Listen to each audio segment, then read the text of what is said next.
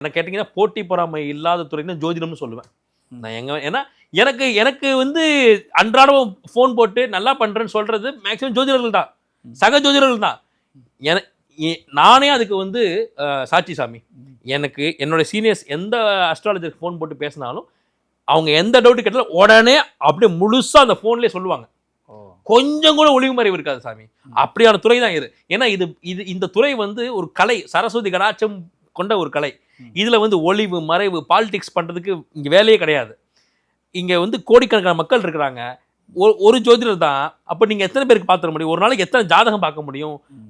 அப்போ உங்களுக்குன்னு வரவங்க வரத்தான் போறாங்க. அப்படிங்கிற உணர்வை எனக்கு எல்லா சீனியர்ஸும் புகுத்திட்டாங்க. நான் இங்கே உள்ள வரும்போது இப்படி ஒருத்தர் புதுசாக யூடியூப்ல பேசுறான், இவன் குருமார் யாரு, இவன் எங்க படிச்சான் அப்படின்றத அவங்க ஆர்வமாக கேட்டு தெரிஞ்சுக்கிட்டு, ஓ இதெல்லாம் கடந்து வந்திருக்கான், சரி ஓகே, உனக்கு எப்பனாலும் எனக்கு ஃபோன் பண்ணு, என்ன டவுட்னாலும் கேளு. என் வயது ஒத்த ஜோதிடர் இருந்தாலும் சரி, என்னை விட சீனியர்ஸாக இருந்தாலும் சரி, எனக்கு பிறகு வர ஆட்களாக இருந்தாலும் சரி, நாங்கள் எல்லாம் ஒரு ஒன்றா தான் இருக்கிறோம்.